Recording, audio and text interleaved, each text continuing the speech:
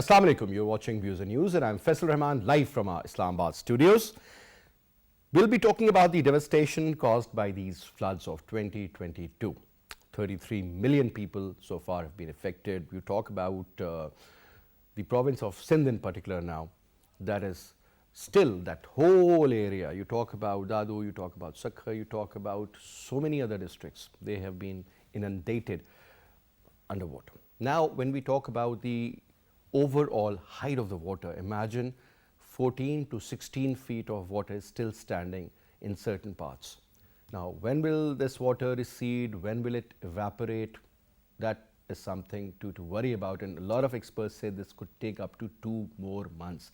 And remember, winter is approaching, so you won't be having that sort of heat.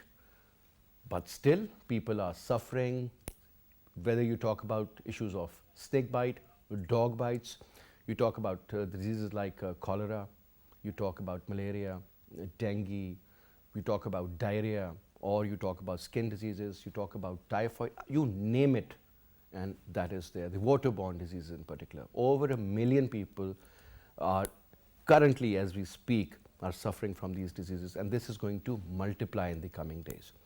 So wherever we talk about the basic operation of rescue, honestly speaking, we haven't even come out of that. The rescue operation is still going on. In certain parts where the rescue has been done, now the recovery. And then you talk about the rehab, and then you talk about the reconstruction. Now the cost, which has been estimated by the government of Pakistan, is well over $35 billion. The initial estimates were around 10. Now Ehsan Iqbal Sahab says that the overall effect that the GDP is going to have is going to be pretty much above 2%. And we always said that in our previous program that it's going to be over 1.5%. Imagine the growth which normally we have seen recently in the agriculture sector is going to drop into negative zone. Talk about onions, tomatoes, dates, banana, wheat, rice, maize, sugarcane, and the list goes on and on and on. And we are not even prepared to harvest for the upcoming season. So that is going to be a problem and a half. We're already short of wheat in Pakistan, around 4 million tons, remember. And the price in the international market has literally gone up to an extent, I don't know whether it is going to be affordable or not for a country like Pakistan. The recent visit of the UN Secretary General, Mr. Antonio Guterres, was very important. He, along with the Prime Minister, visited certain areas, saw the villages who have been submerged, and on top of that, imagine the kind of misery that's there. People have no place to sleep. On top, the fear of this water level rising is something to really worry about. And we are not talking about 1 million or 2 or perhaps 3 million people. That is a huge number. We are talking about 33 million plus people. Could be 35 perhaps, because 88% of the overall damage that has occurred, that was in the province of Sindh. And remember, those agricultural lands, they have been completely destroyed.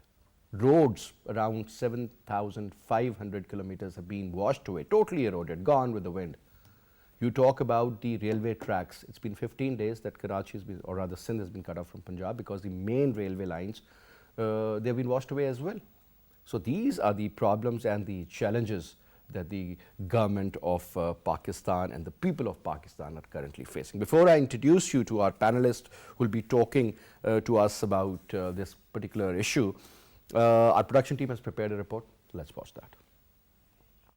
Disastrous and ravaging floods in Pakistan, which have inflicted huge lives and monetary losses, are also impacting adversely almost all the human security spheres of the affected population. According to the statistics given by the Relief Feb, over 1460 health facilities have been affected by the heavy rains and floods, and access to health facilities, healthcare workers, and essential medicines and medical supplies remain limited in the flood-affected areas. Early disease surveillance indicates that tens of thousands of people are affected by diarrhea, malaria, acute respiratory infections, skin and eye infections, and typhoid. Initial reports have been received of increased dengue cases in refugee villages in Khyber Pakhtunkhwa, while an outbreak of acute watery diarrhea has reportedly affected 45 districts in Balochistan, Sindh, Punjab, Khyber Pakhtunkhwa, and Islamabad Capital Territory. Meanwhile, the United Nations Secretary General Antonio Guterres, after wrapping up his 2 days flying visit to flood-ravaged Pakistan, returned to New York and said that he has seen many humanitarian disasters in the world, but never seen climate carnage on this scale. Meanwhile, many other humanitarian crises have already raised their heads, which need to be catered at the urgent basis. In this regard, Director General of World Health Organization Dr. Tedros said that Pakistan flood disaster is a climate crisis warning, which is putting health, lives, and livelihoods at highest risk as too many people can't access basic health care. Moreover, the WHO warned that to identify and control infectious disease outbreaks, robust disease surveillance is essential in the flood-affected Pakistan, and that is why WHO is expanding its integrated disease surveillance and response to improve the detection and response to major diseases, especially in flood-affected areas. Now to talk about this, we have with us in our studio, on my right is Dr. Naazir Mahmood Saab, senior journalist, columnist. Saab, thank you so much for your time. Pleasure. And we have with us Dr. Rana Jawad Asghar Saab. He's an expert on infectious diseases, joining us on Skype. Dr. Saab, Assalamu alaikum, and good to have you in the show, sir. It's been a while, but sir, we always end up having you whenever Pakistan is going through a crisis, whether we talk about the COVID-19 issue or otherwise. Dr. Naazir Saab, if you allow me, sir, let me put the first question to Dr. Rana Jawad Asghar Saab. Rana Saab, now the reporters have informed us, especially when we talk about the province of Sindh, because the water level is still rising in certain areas, and those areas or districts which were hit earlier by the monsoon rain, and on top as the river Indus swelled, and we all know that the basic settlements are all along this main river. Now, sir, 3 crore plus, 33 million is the official figure, and I suppose more people have been affected by these. But few of them have been rescued. People are still living in those areas because they don't want to leave their houses. A lot of problem regarding food supply. Yes, clean drinking water is another problem, but recovery and rescue is there. But the real challenge, Dr. Saab, now is about these infectious diseases, the waterborne diseases as we call them. Talk about malaria, dengue, because of this mosquito.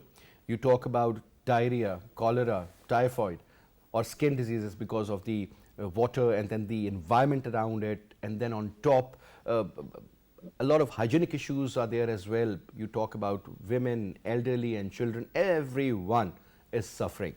Now, Dr. Saab, the government claims that around 1 million, and that is 10 lakh people, are sick. And imagine this is 1 out of those 33 affected, and this number is definitely going to go up, sir.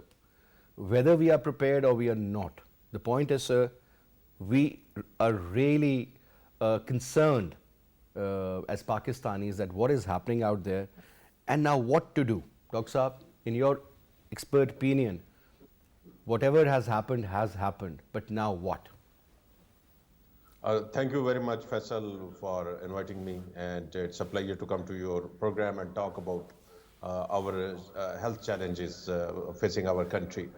And this historic floods is just another example that how vulnerable we are against Mother Nature. Now, coming to your points about 33 million people have been displaced with this historic levels of floods.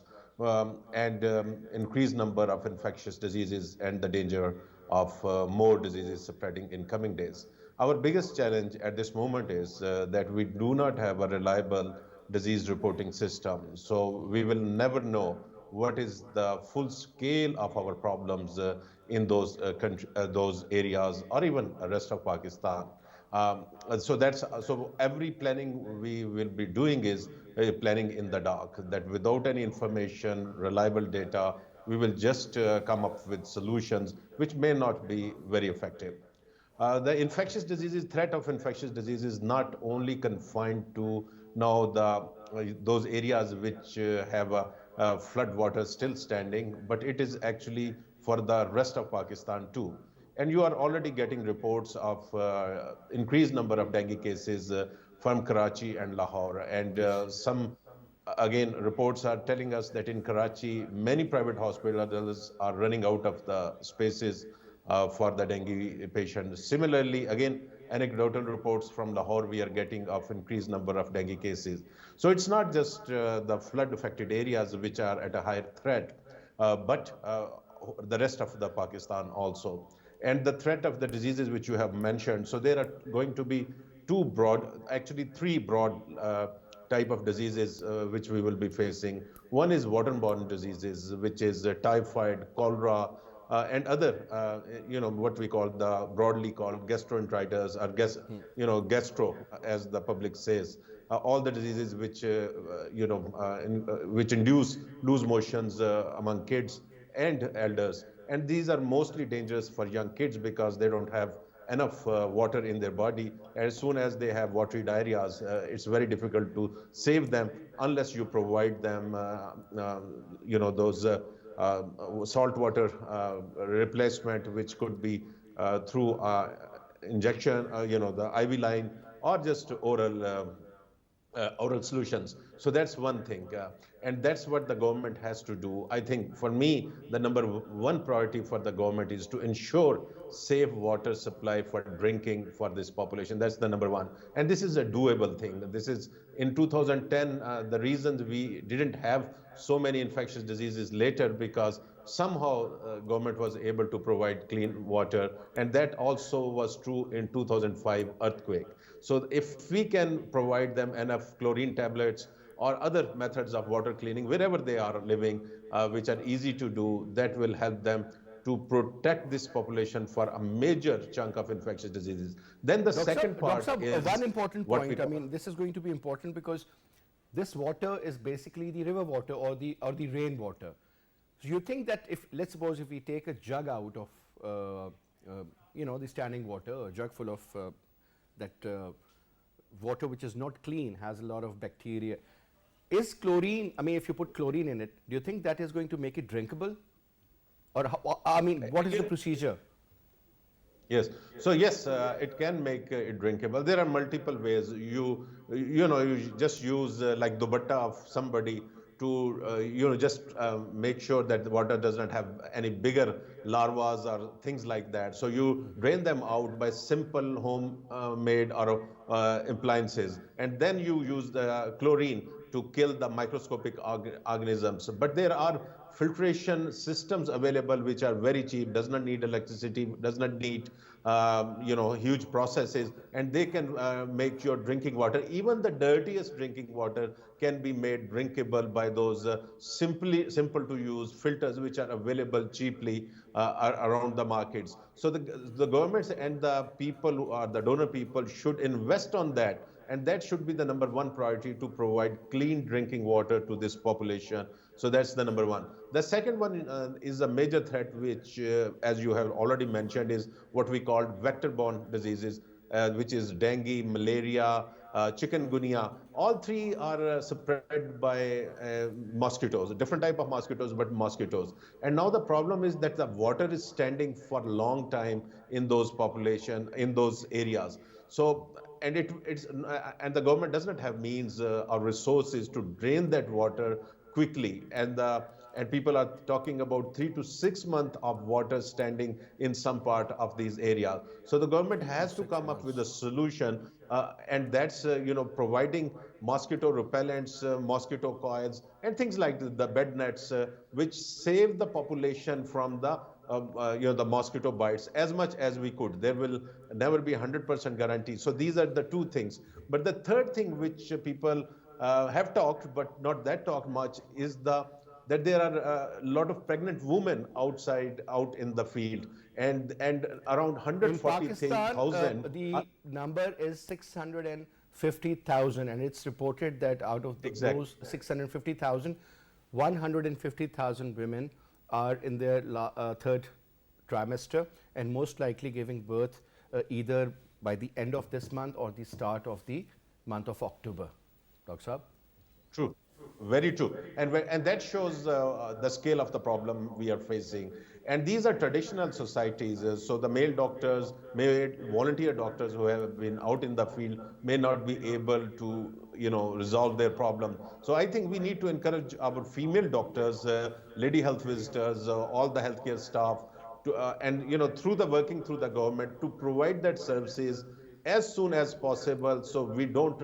Pakistan is already a country with a high infant mortality and high maternal mortality. So we are one of the countries where a lot of women die while giving birth in normal times. So and That's this correct. is so we need to invest on those three areas. And then if we have enough resources, the mental health issues are going to be another challenge which we need to prepare ourselves to face up in coming months.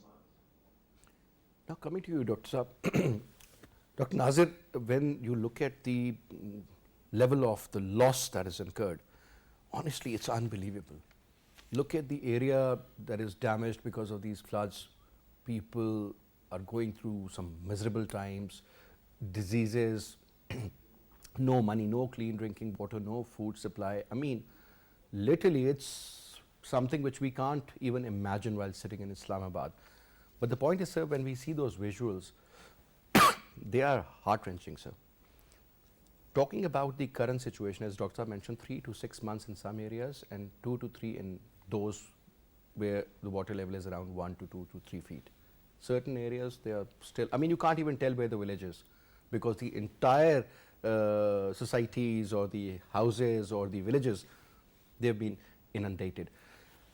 The point is, sir, that do we have any planning for the next 6 months? Because if you remember, the Met Office did mention around March, April, that we will be having some serious monsoon.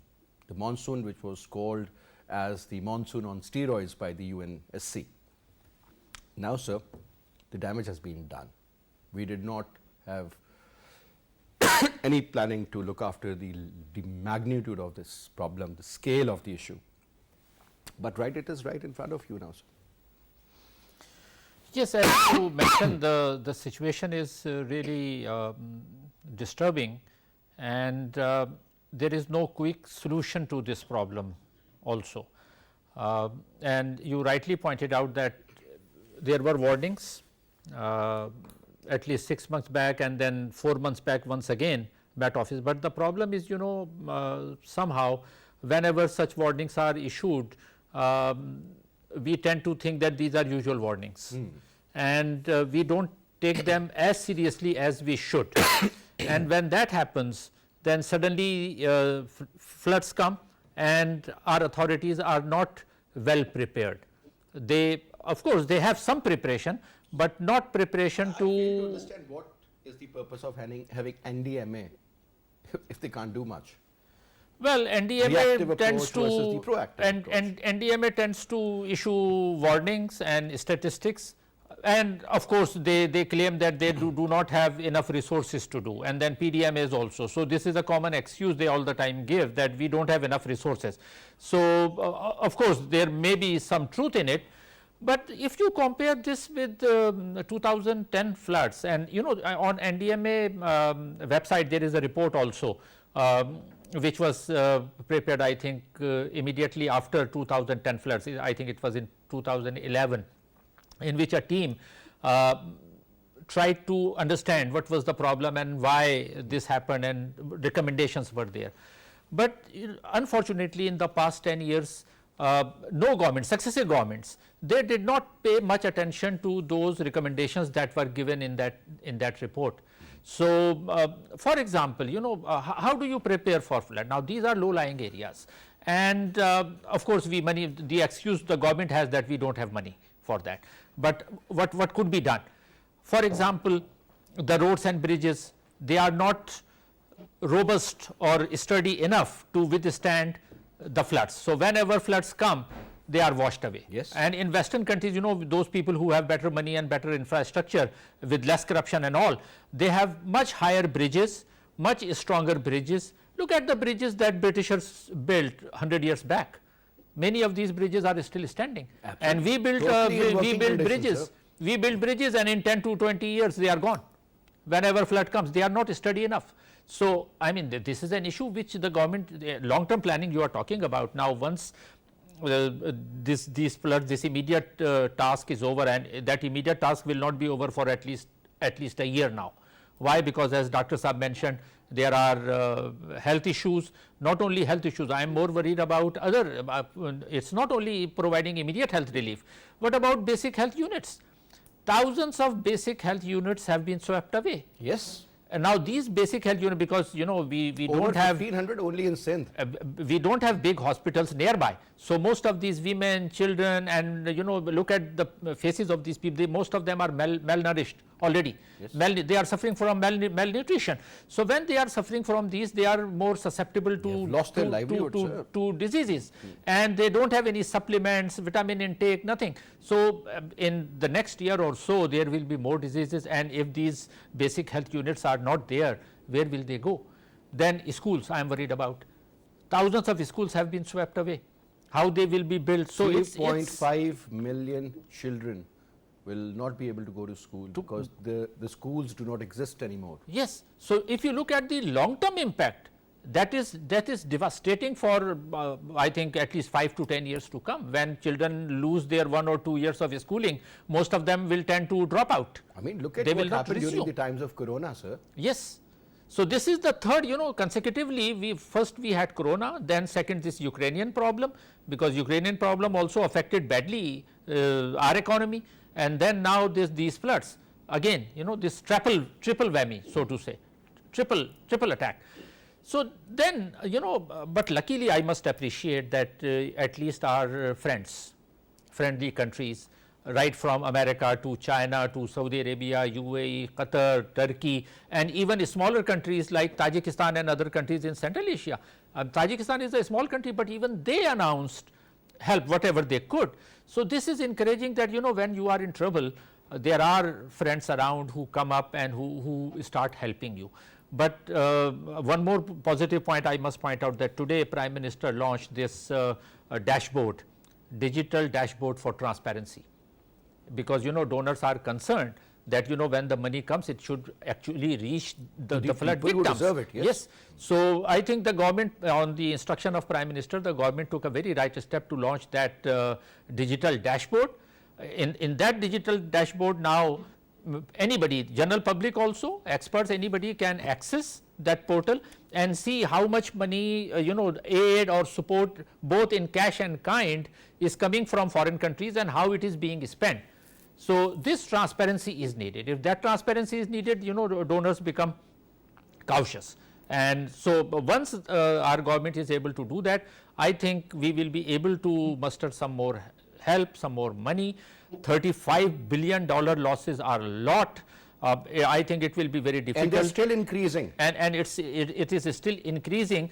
So, in the immediate term, health and education, restoration of infrastructure, and restoration of infrastructure, I must suggest that should not be in the previous way. Low-lying bridges are of no use. You need to plan according to the current times. Current times. Because the way, sir, I still remember, Mia Sahib was also the Prime Minister in 1993. There was this flood, if you remember, sir. And this bridge of Haro was operational because there was a new bridge that the government has constructed. Well, the older one of the British times was not in use. Interestingly, after the flash flood, the new bridge washed away. Really? And the old bridge remained there, and that is still in use. See, so why that happens? I mean, somebody should be held accountable for that. No more construction on the encroachments. In Sawat, whatever happened, sir, was because they were not only on the sides or the banks, they were right in the middle of the river, sir. Then this was bound to happen. And the worst part is that, as I said, that nobody is held accountable. When these hotels and all, if they are built on the river passageway of water, now somebody must have given some permission. Now, those authorities or those officers who gave that permission, those officials should be brought to book, unless as a country we start doing this, because this is not a new phenomenon. This will now, under extreme weather conditions, climatic situation is changing, and we are likely to have more such floods. So, if we don't start holding people accountable if a bridge is swept away, why that was built in such, with poor material, or the supervision was not there, or whatever. So, and then this is not very difficult to find, everything is in the government record.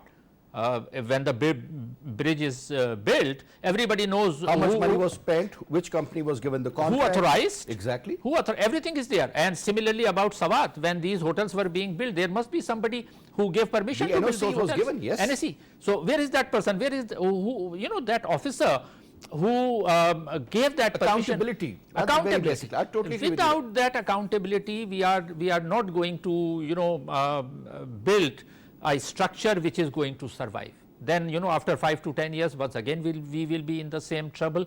And one more point I must point out, that if you compare with 2010 and today, and in 2010 there were many civil society organizations, there were dozens of NGOs that were working. I remember the Muslim Hands was so, I would say, popular among those people who were affected, because they said that they were the ones who were really helping us. The government was in its full swing, along with so many NGOs. Now those NGOs, by the way, do not work in Pakistan anymore. That's what I'm coming at. What happened during the past 10 years, we somehow, because we have become a country obsessed with security issues. When an international NGO comes, you have to have a dozen NOCs, you have to have clearance from this agency and that agency and that agency. Now ultimately what happened during the last 10 years, dozens of NGOs were either not registered, they were not given NOCs, or they simply got tired of the whole process and they just packed up and went back. Yes. Now once these NGOs are working, they have their trained officials, trained aid workers, they can immediately mobilize such people. Like what happened in Afghanistan post 15th August fall of Kabul. Most of these NGOs, they all went back. Earlier the health facilities were really good out there. Yes. So were the NGOs involved in education, for that matter. They packed up. Exactly. Now sir, let me also bring in Dr. Rana Jawad. Dr. Saab, a lot of doctors who are working in areas like Sindh in particular, they say that initially they were seeing only patients who were traumatized by the floods. Obviously, just imagine, I mean, I was listening to one of the individual from Asghar, and he said, for the first time we heard the sound of water, and it was so scary, and we knew it's going to rise, and we had no time, and whatever we could have done, we did it.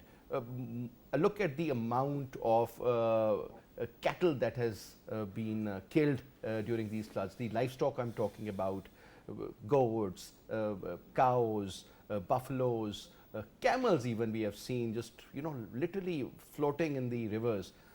Now let's keep that on one side.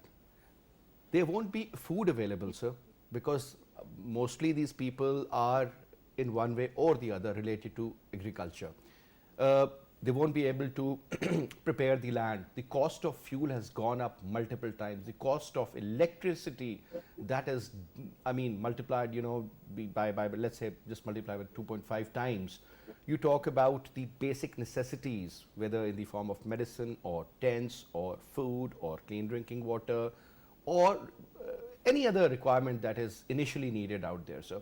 And then I have no idea when will they be able to reconstruct their own houses, what will they do, how to prepare the land for the next season, and then how to get the livelihood back. So these are all challenges, psychological challenges, mental challenges, physical challenges, and yes, these people, I mean, this post-traumatic stress disorder, that is going to be something very common there as well, sir, which a lot of people are not actually looking at.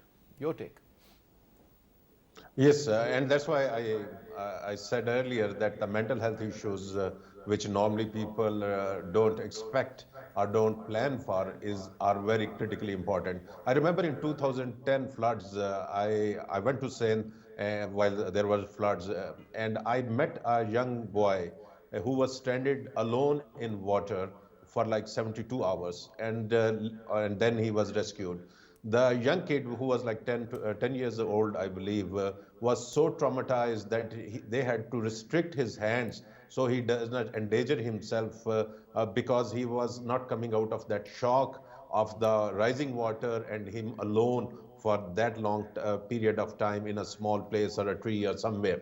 So there's the psychological trauma, and there are a lot of female who have never left their houses and they lived a protected life in the rural part of the Sindh, and now they are out of their house. Young girls who were following parda, or making sure no one sees them, and now the whole families are out on small areas where they can get out of the water. So there are a lot of psychological issues which the health system have to respond to in the coming months and the coming weeks and the coming years. And I agree, the recovery phase is one is that immediate, that initially we have to save their lives. We don't want them, the young kids, to die of cholera. We don't want elder people to die of other vector-borne diseases, malaria, dengue, and all those kind of, and typhoid. But on a midterm to long term, we have to come up with some resilience in our health system, also our recovery system, which is NDMA, our similar organization. We need to make them really effective. Otherwise, in the peacetime or when there is no crisis, every organization on the paper looks very fine. But as soon as the crisis hit, then we know where that each organization stands. And that's a good test. And we need to learn lesson from them and make up and develop a resilient response system. Because as the Secretary General of the United Nations has said that in coming years, because of the climate change, we should expect even bigger floods, a lot of more rains. So the whole system has to develop that, just like in the countries where the tsunami comes, they have higher platforms close to the villages, where in time of, Look at when there is a Japan, look threat at of Holland, tsunami. the way they Yeah, have been so able they to can move save to their higher cities.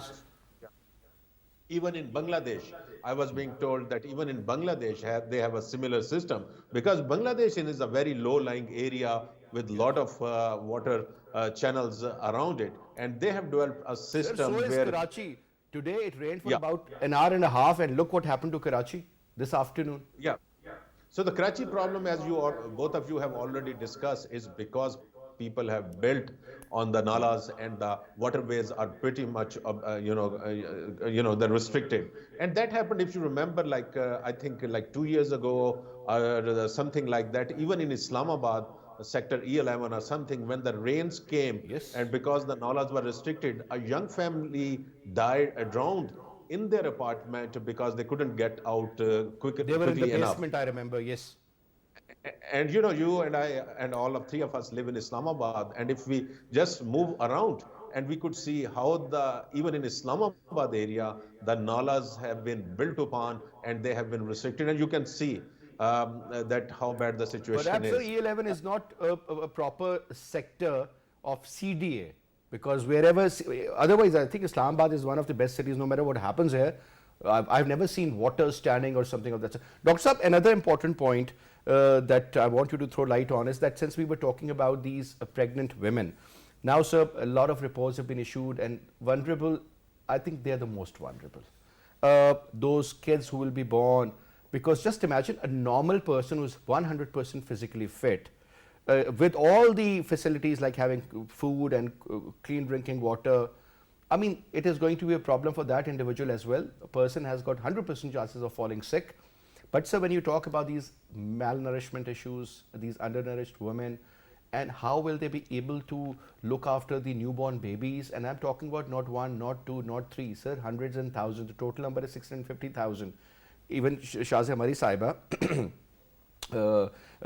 she is the Minister for Poverty Alleviation. Now, she was also, in fact, very worried about the children and the women, but they said that they're working very swiftly to look after that. But sir, when you need skilled birth attendants, privacy, birth facilities, or even even in a house, in a village, far-flung areas, whatever you want to talk about.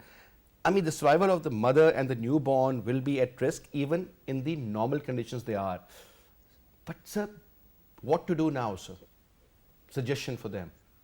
Yeah, so we already have a higher, as I said, maternal mortality rate. So, a lot more women die while giving birth in normal circumstances, and a lot more kids die while they are being, they are being born and our rates is very high as compared to the rest of the world. So we are starting from a bad place already. Now add on to that crisis, and I think that the government need to step up. And again, people cannot do anything on their own. And I would say that even the donor organization or the relief organization which are working in that area, apart from providing food or medicines, these are important things. But they need to also deploy female health volunteers. The female, you won't be able to get so many female doctors who can go to all those places. But we have trained lady health visitors or birth attendants which can fill in that gap at this moment. So we need to make sure that they have resources, they're empowered, and we provide them the required equipment or necessary medicines or whatever their supplies are, and then deploy them to the far-flung areas where those camps are, and in the places where they have moved to the camps, we need to coordinate the ambulance services. So if there is a lady or pregnant mother is close to the birth, she can be moved to a closest I think they should have place ambulances on boats now, honestly speaking. I mean, even at a small scale, and that's how you can even penetrate in those areas. Otherwise, sir, as I earlier mentioned, no railway links. There's going to be an acute shortage of fuel also, of food. That is, sir, already the inflation is at 44%. I mean, I really worry about food issue. The food security, though it's a part of a national security policy, I think one has to look into it, sir. Yes, internal security or external security is very important, but climate change is a part of it. Food, water security is also a part of it, and I think that is the most important thing to worry about. Now, coming to you, Dr. Saab, quick two comments, sir. Number one, obviously, sir, the scale of the problem is huge. And I would really like to thank the UN Secretary General, sir, who visited Pakistan. And he at least got the idea that what are we talking about? He couldn't have been taken to most of these areas, but as much as possible was definitely covered. Number one, sir, you mentioned about friendly countries. Saudi Arabia is really, they have developed a setup and they will be looking after. They've always stood with us in thick and thin. But, sir, the most important factor is the inter-provincial harmony. That element seems to be missing. Sir, Punjab is one of the richest provinces, am I right, sir? They have the maximum resources. Yes, southern Punjab, DG Khan, certain areas were inundated as well.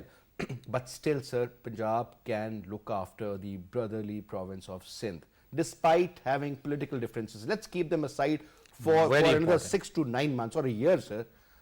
Pakistan comes first. These people will vote for you, sir. Exactly. If they won't be taken care of, sir, then God bless us. Very rightly pointed out. I think two aspects to it. One is interprovincial coordination and help that is needed irrespective of whatever political affiliation you are. And then at the national level, I must say that opposition also should come up and help the government, rather than creating problems or staging rallies or jalsas here and there. This is not the time to do politics. The country is in crisis. And I must appreciate our security forces also. Why? Because today, this is the latest news, the concerted effort by the army, rangers and civilian authorities, they have protected Jamshoro grade station. Imagine. Now Jamshoro grade station was under threat, and they need to build a protection wall all around the 2.5 kilometer long protection wall in 36 hours. Imagine, impossible task. In 36 hours, all of them, both civilian and security, everybody worked together. Everybody was working round the clock, 36 hours, and then today they managed to protect it. I hope that wall stands, and for the time being at least, if the water recedes, there is no major danger to the grid station. Otherwise, half of Sindh would be in dark. In dark, yes. And so, imagine then. Yes. So, there are, once we criticize that, there have been negligence, but on the other side, there have been responsibility also. So, once all political forces, all state institutions, they come together, Navy has been playing a role, or boats, we need hundreds of boats there now. So, hundreds and thousands, I would say, sir. So, but luckily, now finally, though it's a bit late, but already all of them are working in, you know. Sir, Pakistan comes first. Simple as that. Exactly, And exactly. exactly, you hit the nail, sir. That I remember this beautiful statement. Together we can, and together we will. Okay. Let's keep the political differences on one side, sir. Protect Pakistan, because if there is Pakistan which is looked after, sir, only then you can do politics. Otherwise, there's no point. Anyway, Dr. Saab, thank you so much. I would also like to thank our very dear friend, Dr. Rana Jawad Asghar Saab, for his presence, sir. And that's all we have for this hour. I'll see you, inshallah, tomorrow at 8:05 p.m. Till then, you take good care of yourself. Khuda Hafiz.